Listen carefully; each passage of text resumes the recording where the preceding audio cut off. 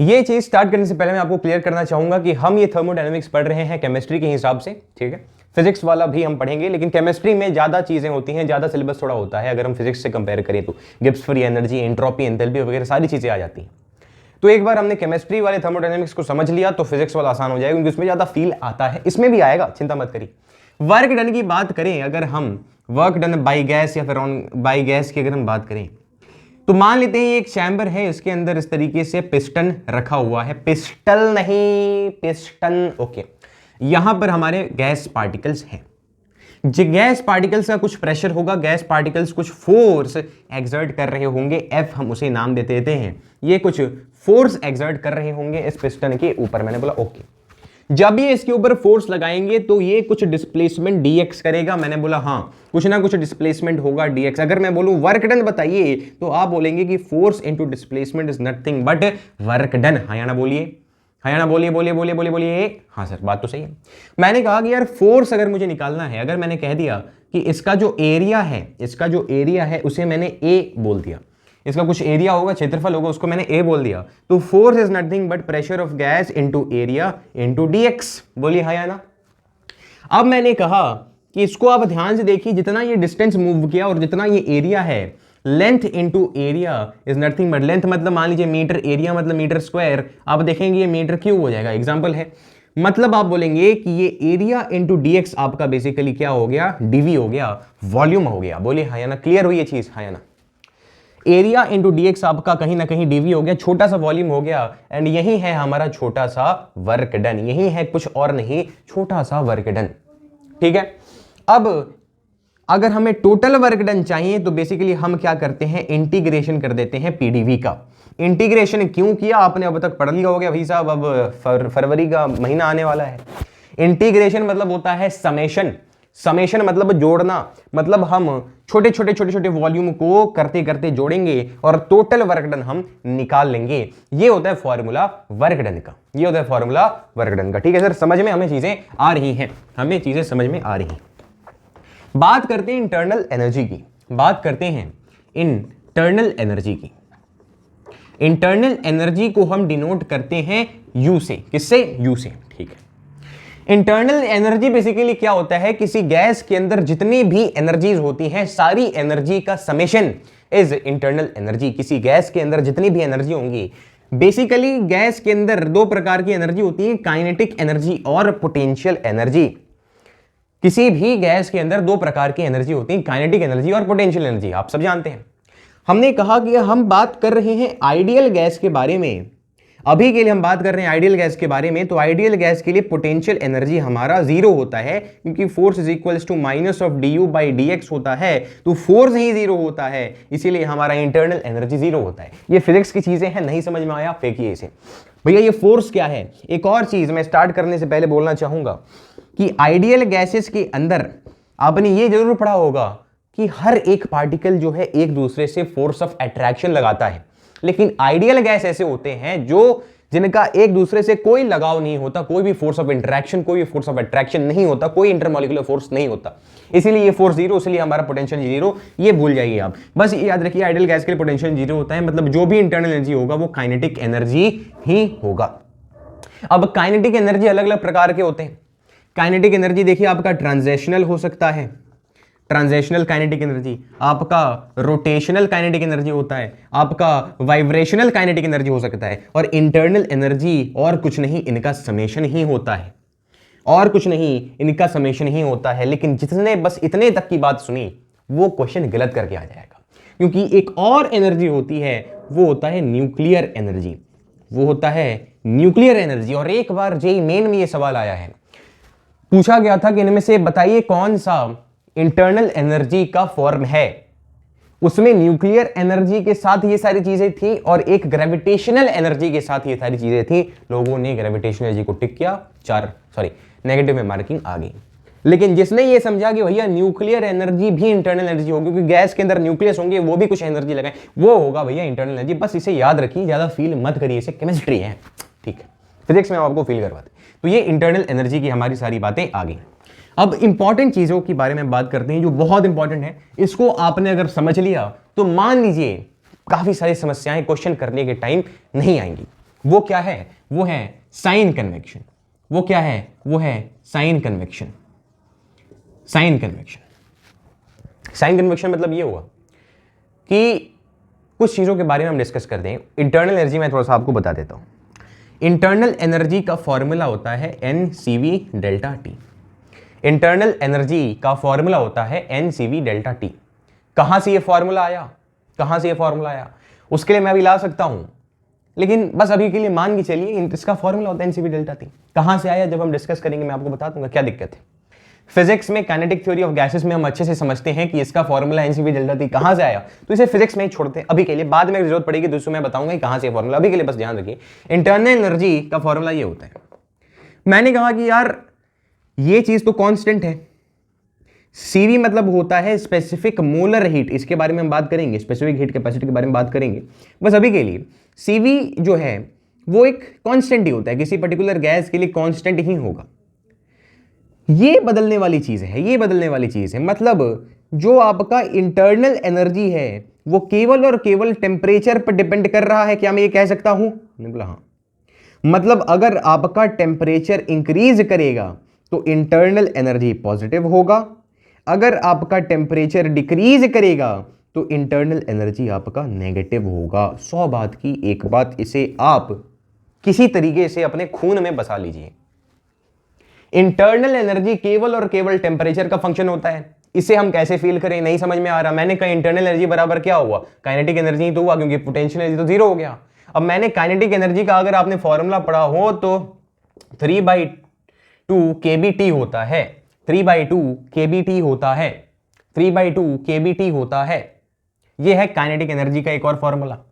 ये कहां आप पढ़ेंगे? काइनेटिक थ्योरी ऑफ गैसेस में। कौन पढ़ाएगा? मैं पढ़ाऊंगा, चिंता मत करिए, वीडियो आएगा जब हम फिजिक्स की बात करेंगे। अभी के लिए मैं आपको बस ये दिखा रहा हूं कि काइनेटिक एनर्जी आप ये देख सकते हैं कि ये केवल और केवल टेम्परेचर का फंक्शन है। केवल और केवल काइनेटिक एनर्जी टेम्परेचर पर डिपेंड कर रही है इस फॉर्मूले से। यानी इससे मुझे ये समझ में आया कि इंटरनल एनर्जी भी केवल और केवल टेम्परेचर पर ही डिपेंड करेगा। टेम्परेचर ही अगर बढ़ा तो इंटरनल एनर्जी बढ़ी, पॉजिटिव होगी। टेम्परेचर अगर घटा तो इंटरनल एनर्जी नेगेटिव होगी। सब भूल जाइए, ये याद रखिए। सब भूल जाइए, ये याद रखिए, इसको याद रखिए। ठीक है सर? ठीक है। अब हीट की बात करते हैं। लोग इसमें कंफ्यूज होते हैं, बड़ा मजा आएगा। अभी ठंडे का मौसम है, ठीक है?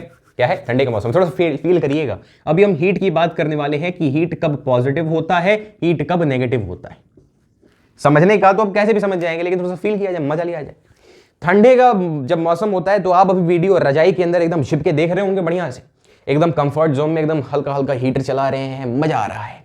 मतलब जब रजाई आप ऊपर से डाले होते हैं तब आपको हीट मिल रही होती है, तो आपको बड़ा ही पॉजिटिव फील होता है। हाँ या ना बताइए? जब आप रजाई के अंदर छुपे रहते हैं तो बड़ा ही पॉजिटिव फील होता है जब आपको हीट मिल रही होती है।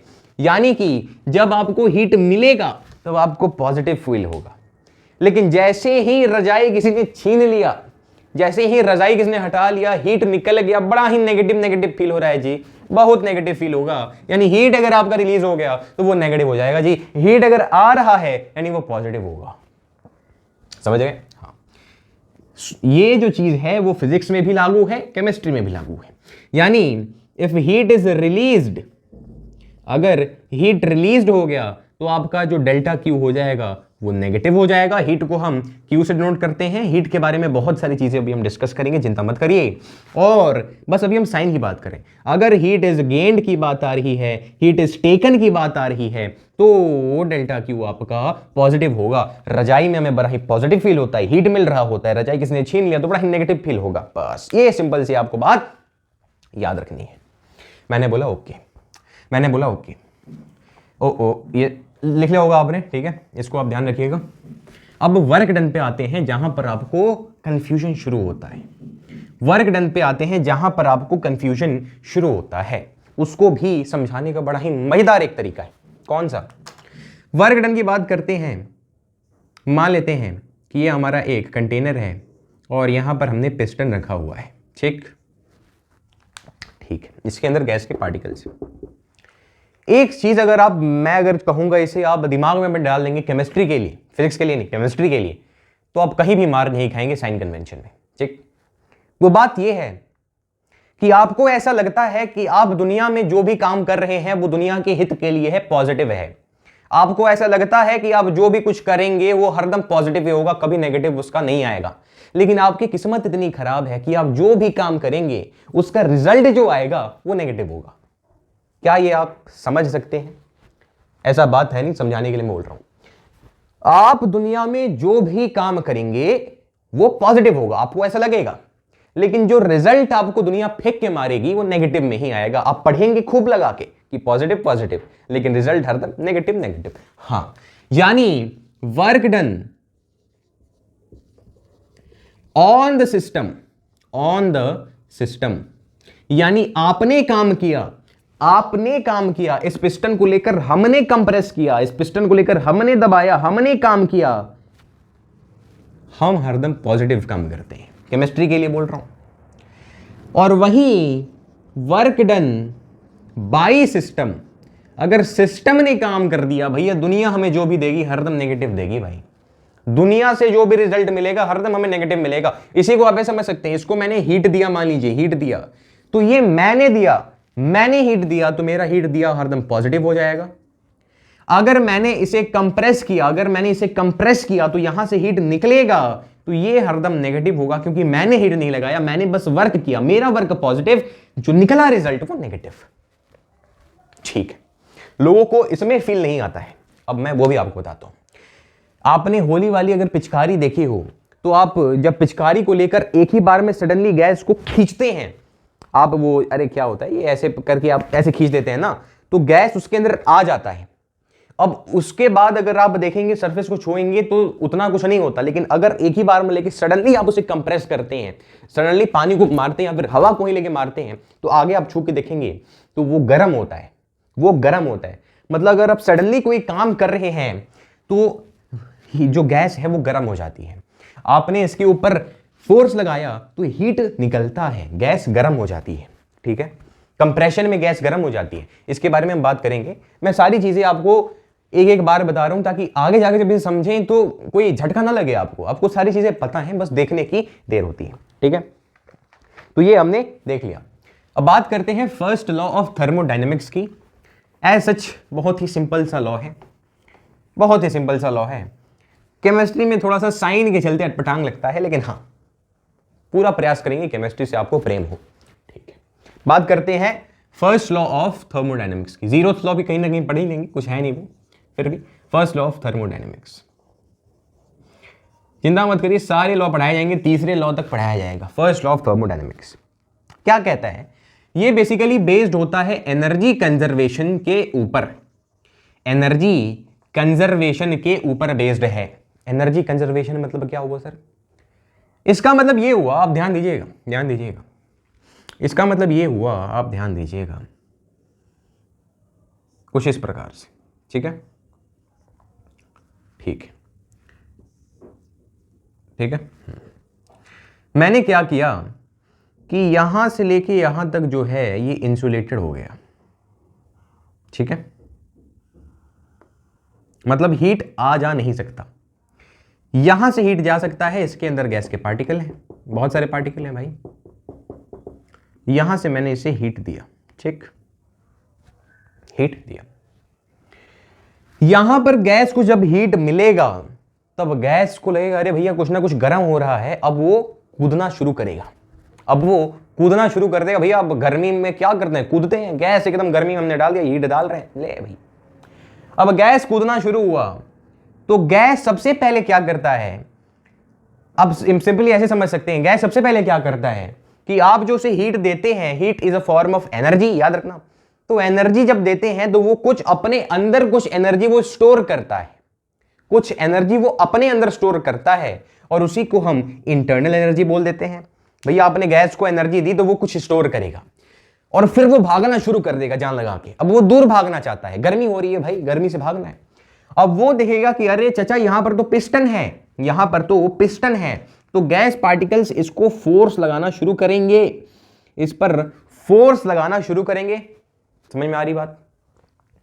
यानी ये कुछ ना कुछ इस पर वर्क करेंगे। अब ये पॉजिटिव नेगेटिव दूर की बात है, अलग बात है, लेकिन आपने हीट दिया तो कुछ एनर्जी आपकी गई इंटरनल एनर्जी में, और कुछ एनर्जी जो है वो काम करने में गया, कुछ चीज गैस ने काम किया, उस हीट से गैस ने कुछ ना कुछ काम किया।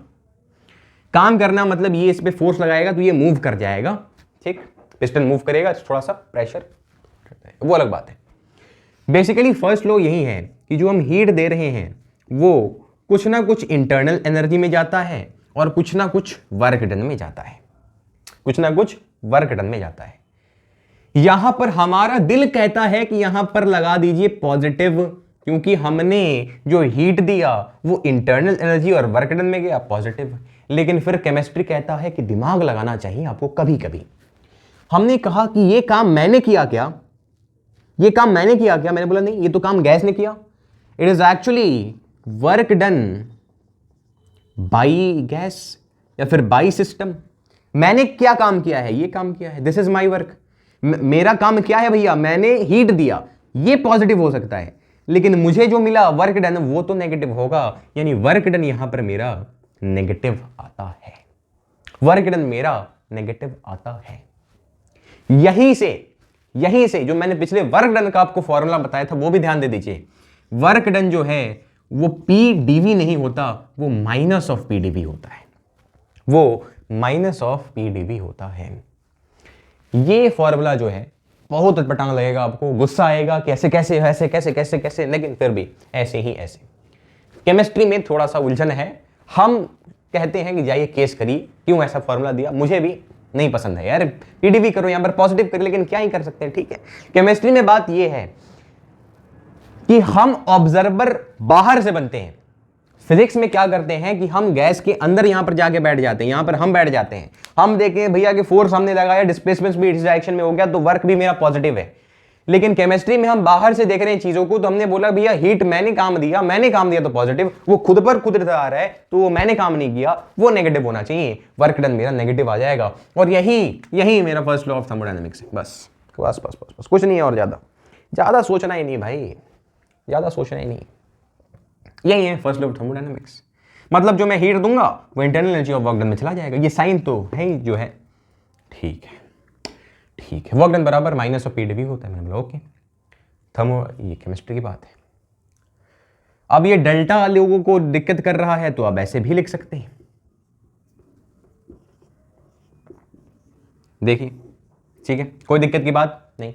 डेल्टा मतलब बड़े से चेंज को डिनोट कर रहा है, स्मॉल डी मतलब छोटे से चेंज को डिनोट कर रहा है, इसे आप नोट कर सकते हैं, ठीक है, इसे आप नोट कर सकते हैं, इट्स नॉट एन इशू। अब देखिए, अब मजा आता है। वर्क डन बराबर माइनस ऑफ पीडीवी अगर मैं लिखूं और यहां पर D minus of work done minus PDV लिखूं तो यहां पर क्या ये पॉजिटिव हो जाएगा? बोलो हाँ या ना? अरे बोल दो। मैंने बोला यस सर। तो ये एक और फॉर्मूला बनकर तैयार है आपके सामने, नोट कर लीजिए, ये सारी चीजें नोट कर लीजिए, ठीक है। आसान था, कुछ बड़ी चीज नहीं थी, ठीक है। हाँ। अब बात करते हैं इंथैल्पी की, उसके बाद हीट कैपेसिटी के बारे में बात करेंगे। इतना ही तक का आज वीडियो था।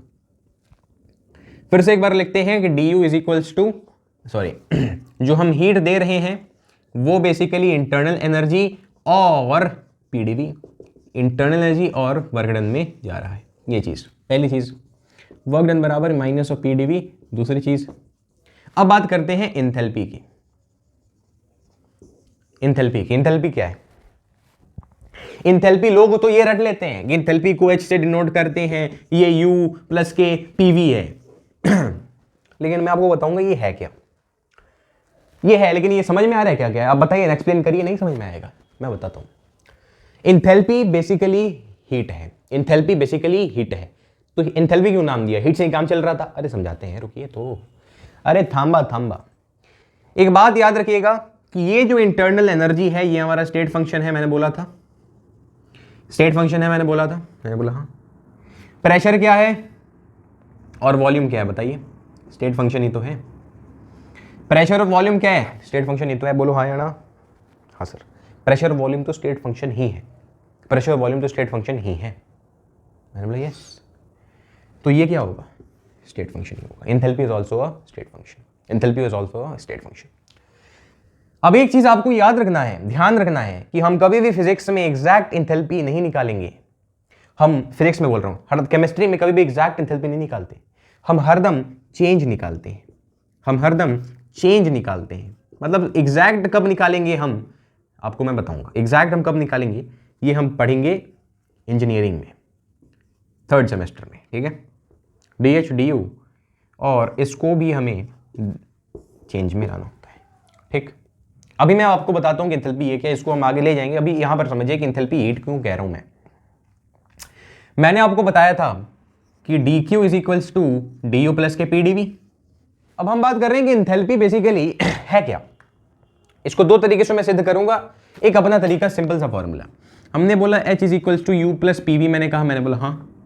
इंथैल्पी मैंने कहा कि भैया इंटरनल एनर्जी और प्रेशर और वॉल्यूम का प्रोडक्ट का सम है, ठीक। मैंने कहा कि अगर मैं इनका जनरल डिफरेंशिएशन करूं और मैं प्रेशर को कांस्टेंट रख दूं, मैंने क्या कहा कि मैंने प्रेशर को रखा कांस्टेंट और यहीं पे सारी चीज आ गई, यही है जी। कांस्टेंट प्रेशर पे ही जो हीट है वो इंथैल्पी है। अभी मैं बताऊंगा। मैंने प्रेशर को कांस्टेंट रखा और v का डिफरेंशिएशन किया। मैंने बोला ओके।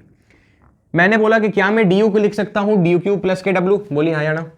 क्या मैं du को लिख सकता हूं dq प्लस के w। कहां से, du minus w is equals to dq, तो dq बराबर दिस।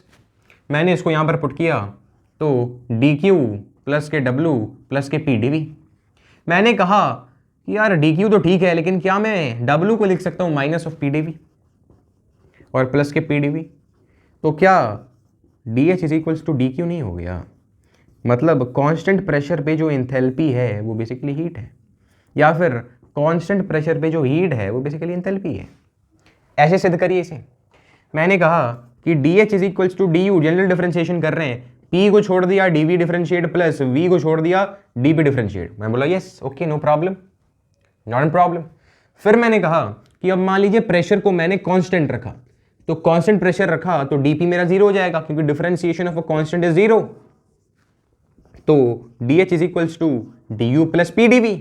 मैंने कहा याद करिए कि du प्लस pdv क्या है, चेंज इन हीट ही तो है एट कांस्टेंट प्रेशर, ठीक है। मतलब इंथैल्पी कुछ नहीं है, हीट ही है।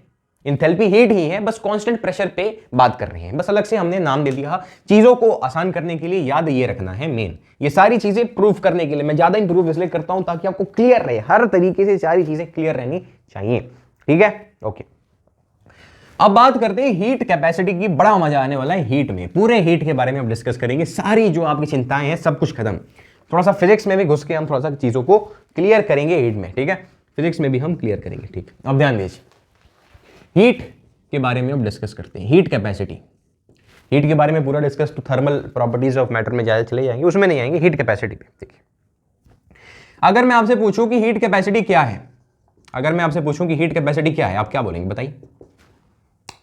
Heat capacity is the amount of heat required to raise the temperature of any substance by 1 degree Celsius. किसी भी चीज को, कोई भी चीज है, उसको 1 डिग्री सेल्सियस उसका टेम्परेचर में बदलाव लाना है, उसका कुछ मास m है, तो ये जो मैं हीट दूंगा ना, ये जो मैं हीट दूंगा ना, यही हमारा हीट कैपेसिटी है पर यूनिट मास की। पर यूनिट मास नहीं, ये कुछ मास है इसका, ठीक है। मतलब हीट कैपेसिटी क्या है, अगर मैं आपसे पूछूं कि भैया हीट कैपेसिटी क्या है, हीट कैपेसिटी क्या है, तो amount of heat required to raise the temperature of a substance, to raise the temperature of a substance, ये मेरा हीट कैपेसिटी, ये मेरा हीट कैपेसिटी, ठीक, ये मेरा हीट कैपेसिटी। किसी भी चीज का मुझे 1 डिग्री सेल्सियस अगर टेम्परेचर बदलना है, अब देखिए, ठीक है, अगर हमारे पास कुछ ऐसा चीज है जिसका मास m है और उसका टेम्परेचर 1 डिग्री सेल्सियस में बदलना है, तो ये जो अमाउंट ऑफ हीट रिक्वायर्ड है, इसी को हम कहते हैं स्पेसिफिक हीट कैपेसिटी। ये हीट कैपेसिटी और ये स्पेसिफिक हीट कैपेसिटी ऐसे से नोट करते हैं। तो amount of heat required to raise the temperature of per unit mass by 1 degree Celsius, ठीक है, बाय 1 डिग्री सेल्सियस। समझ में आ रही बात। इसको हम कहते हैं specific heat capacity. Heat capacity generalise है किसी चीज का 1 डिग्री सेल्सियस मास में 1 डिग्री सेल्सियस टेम्परेचर में बदलाव लाने के लिए कितना हीट लगेगा, heat capacity.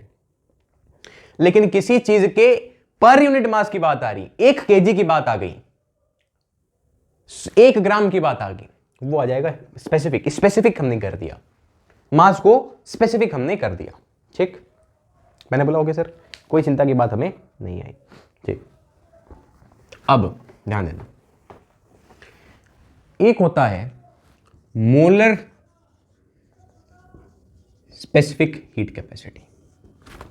Molar specific heat capacity को पढ़ने से पहले आप स्पेसिफिक हीट कैपेसिटी पे ही आइए।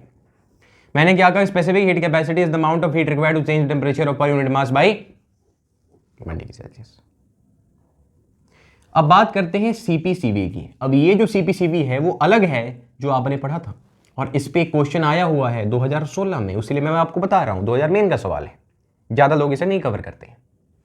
अगर मैं कहूं कि amount of heat required to raise temperature of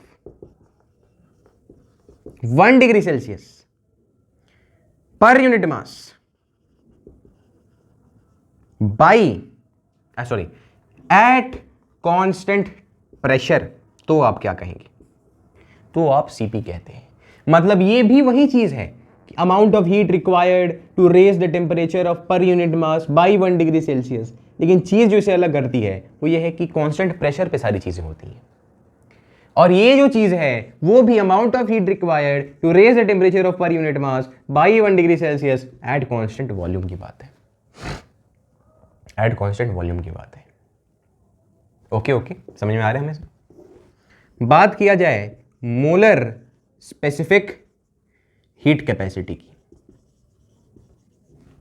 molar specific heat capacity क्या कहता है कि amount of heat required to raise the temperature of per mole by 1 degree Celsius, इसको हम कहते हैं molar specific heat capacity, CM note करते हैं। मतलब यहां पर सारी चीजें जो स्पेसिफिक हीट कैपेसिटी है वो पर यूनिट मास मास मास मास से बात हो रही थी, लेकिन मोलर स्पेसिफिक हीट कैपेसिटी हमारे लिए मोल पर डिपेंड करेगी, पर मोल की बात होगी। अगर मास क्वेश्चन में दिया हुआ है तो ये चीजें, अगर मोल क्वेश्चन में दिया हुआ है तो ये चीज। अब इसमें भी मजा है। मोलर स्पेसिफिक हीट कैपेसिटी 2 प्रकार का होता है, सीपी और सीवी। ये स्मॉल वाला सी है, ये वो चीज है जो आप सोच रहे हैं, यानी amount of heat required to raise the temperature of per unit per mole, to raise temperature of per mole by 1 degree Celsius at constant pressure. और ये भी वही चीज है, मैं फॉर्मूला नहीं लिखता भैया, मैं आपको डेफिनेशन नहीं लिखता भैया, आपको फॉर्मूला से ही डेफिनेशन बनाना आना चाहिए, ऐसे ही थोड़ी बनाया है। Amount of heat required to raise the temperature of per mole by 1 degree Celsius at constant volume, at constant volume. Constant volume की बात आए तो ये सीवी, और कांस्टेंट प्रेशर की बात आए तो सीपी। ठीक है, ये आगे बात मोलर स्पेसिफिक हीट कैपेसिटी। एक चीज है आपको ध्यान रखना है, एक रिलेशन होता है जो मैं आगे जाके आपको डिराइव कराऊंगा, वो ये है कि Cp is equals to CV plus के R। इसको ऐसे भी लोग याद रखते हैं। ठीक है, ये बेसिकली मेयर्स रिलेशन है। सीपी, ये वाला सीपी की बात हुई, इसको अब भूलिए। मोलर स्पेसिफिक हीट कैपेसिटी के बीच की अगर रिलेशन बात करें, कांस्टेंट सीपी और सीवी, तो ये रिलेशन है, CP minus CP is R, CP is equal to CV plus R. ठीक है सर, कोई बड़ी बात नहीं कही आपने, ये चीज हमें पता है, ये चीज हमें पता है। अब ध्यान दीजिए, केमिस्ट्री में इसे हम अलग तरीके से इसे हम क्या कहते हैं, डिराइव करते हैं, और फिजिक्स में अलग तरीके से डिराइव करते हैं। ठीक है, फिजिक्स में अलग तरीके से हम इसे डिराइव करते हैं।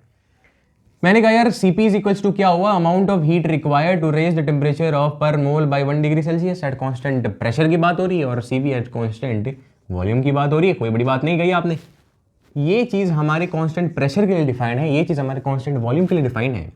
तो मैं 1/n को अलग ले लेता हूँ, और इसे मैं अलग ले लेता हूँ, इसे मैं अलग ले लेता हूँ।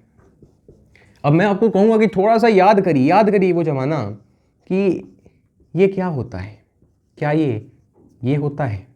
Please try to remember it. Amount of heat at constant pressure is nothing but enthalpy. अभी मैंने चिल्ला के आपको वही बात बताई थी, फिर से बता रहा हूँ। Amount of heat required plus PDV होता है, डीएच बराबर पीवी, ठीक है, एच बराबर डी पीडीवी, यही तो होता है एट कांस्टेंट प्रेशर। और डी यू प्लस पीडीवी क्या होता है, डी क्यू ही तो होता है, कांस्टेंट प्रेशर की बात आ रही है, यानी delta Q at constant pressure is delta H, यानी 1/9 delta H divided by delta T is equals to C P. यानी अगर मैं डेल्टा एच का एक और फॉर्मूला लिखाऊं तो C P N delta T आ जाएगा। क्या आप इस बात से सहमत है? N C P delta T, ये डेल्टा एच का फॉर्मूला है। मैंने कहा सी वी को आप ध्यान दीजिए 1/n delta Q at constant volume और टेम्परेचर। मैं आपको फिर से याद दिला रहा हूँ, D Q is equals to D U minus के डी यू प्लस के पी डी वी होता है। क्या आपने ये पढ़ा है? फर्स्ट लॉ ऑफ थर्मोडायनेमिक्स क्या आपने पढ़ा है? हाँ सर, अभी पढ़ा हमने। मैं अगर कह दूं कि वॉल्यूम मेरा कांस्टेंट है तो क्या मैं ये कह सकता हूं कि मेरा dv 0 हो जाएगा? अगर dv 0 हो जाए तो क्या ये 0 हो जाएगा? तो क्या मेरा dq इज du हो जाएगा, या फिर डेल्टा क्यू मेरा डेल्टा यू हो जाएगा एट कांस्टेंट वॉल्यूम? तो लिखिए ना, चिंता क्यों कर रहे हैं भैया, ये तो du, अरे यार, यानी डेल्टा यू मेरा N C V delta T हो गया। और ये चीज भाई साहब फिजिक्स में जिस तरीके से मैं आपको समझाऊंगा मजा आ जाएगा। Delta U equals to N C V delta T ऐसे आया उत्पटांग तरीके से। इसको एक और तरीके से समझा जा सकता है। कैसे? इसको हम समझाएं या अभी बाद में समझाएं? बाद में समझाते हैं जी। इसको आप पहले देखिए, ध्यान से देखिए, ध्यान से देखते रहिए, ध्यान से देख रहे हैं। तो ये बेसिकली मैंने क्या कहा कि डेल्टा एच बराबर N C P delta T और डेल्टा क्यू बराबर N C V delta T. बच्चे जल्दी क्या करते गए, इसको सी वी और वहां पर सी पी लिख देंगे। ये सबसे बड़ा ब्लंडर होता है बच्चों के द्वारा, विद्यार्थियों के द्वारा, ठीक है, विद्यार्थियों के द्वारा। अब सीवी और सीपी की बात करते हैं हम लोग, ठीक, सीवी और सीपी की हम बात करते हैं। देखिए, सीवी और सीपी की हम बात करते हैं, relationship between CP and CV. पहले मैंने रिलेशन वैसे बता दिया, लेकिन कैसे आया आपको अभी के लिए आपको ध्यान में क्या रखना है, इसको मैं मिटा रहा हूं अभी, ठीक है। आप बस ये दो चीज़ें नोट करके रखिए, आप ये दो चीज़ें नोट करके रखिए, उसके बाद हम ओह शिट ये मिट गया। देखिए, delta U is equals to N C V delta T, ठीक है। हम बात करेंगे C P and C V के बारे में, इनके बीच के रिलेशन के बारे में, ठीक है। मैंने आपसे कहा कि इनके बीच के रिलेशन आप कैसे निकालेंगे। मैंने बोला कि यार D Q is equals to D U plus के पी डी वी, हमने पढ़ा है फर्स्ट लॉ में। हमने बोला यस, हमने पढ़ा है कि P V is equals to N R T. अगर मैं रखूं प्रेशर को कांस्टेंट और अगर मैं वॉल्यूम को बदलूं तो क्या बदलेगा? टेम्परेचर बदलेगा, क्योंकि नंबर ऑफ मोल और आर तो हमारे पास कांस्टेंट ही रहेंगे। तो क्या मैं कह सकता हूं कि P V is equals to N R D T, यानी डी यू प्लस के N R D T is equals to D Q. क्या मैं ये कह सकता हूं? प्लीज बताइए, हाँ या ना, हाँ या ना। हमने बोला यस। मुझे किसी तरीके से कौन सा इक्वेशन लाना है, Cp is equals to C V plus की आर, इस रिलेशन को लाइए। ओके, लाते हैं, प्रयास किया जाए। प्रेशर को कांस्टेंट रखा गया। मैंने क्या कहा कि n dt से सबको क्या मैं डिवाइड कर दूं। मैं क्यों कर रहा हूं ये सारी चीजें, ताकि कैसे तरीके से ये हमारा रिलेशन आए। मैंने n dt से जब सबको डिवाइड करूंगा तो dq by N D T हो जाएगा। ओहो, कुछ ना कुछ याद आ रहा है सर, एन डी टी हो जाएगा और प्लस के N R D T by N D T हो जाएगा। बोलिए हाँ या ना, बोलिए हाँ या ना। मैंने कहा D Q by N D T क्या होता है, D Q by N D T क्या होता है। हमने कहा sir D Q by N D T, तो D Q by N D T क्या होता है, सीपी होता है या सीवी होता है? याद करिए। आप कहेंगे कि delta U is equals to N, आप कहेंगे कि C V is equals to delta U divide by N delta T. हमने कांस्टेंट वॉल्यूम पर बात की थी, तो ये डेल्टा क्यू ही तो होगा। डेल्टा क्यों ही तो होगा, सॉरी डेल्टा क्यों ही तो होगा, यस ओके ओके, ये डेल्टा यूं ही तो है, डेल्टा यूं ही तो है ओके। फिर मैंने कहा कि delta U N D T क्या है, याद करिए, क्या ये सी वी है, D U by N D T क्या सी वी है, मैंने बोला हाँ। यहाँ पर आर बचा, मैंने बोला हाँ। D Q by N D T क्या होगा, D Q by N D T क्या है, C P is equals to change in heat amount of heat required to raise temperature of per mole by 1 degree Celsius, C P है। कैसे तरीके से ये formula आता है, ये बड़ा पटांग लगता है। मैं एक आसान तरीका आपको बताता हूँ, एक आसान तरीका फिजिक्स में कैसे हम समझते हैं मैं बता रहा हूँ आपको। फिजिक्स इसलिए मजेदार है, केमिस्ट्री पढ़ाते हुए मैं कह रहा हूँ फिजिक्स मजेदार है, कहना नहीं चाहिए लेकिन फिर भी देखिए, amount of heat required is equals to delta U plus के डब्ल्यू होता है फिजिक्स में, फिजिक्स की बात हो रही है। क्यों कह रहा हूँ, क्योंकि अभी आपको पता चलेगा कैसे मजेदार तरीके से है ये। अगर मैं डेल्टा क्यू को क्या में लिख सकता हूँ, N C B delta T, मैंने अभी अभी आपको बताया था, डेल्टा क्यू को मैं लिख सकता हूँ N C B delta T, ठीक है।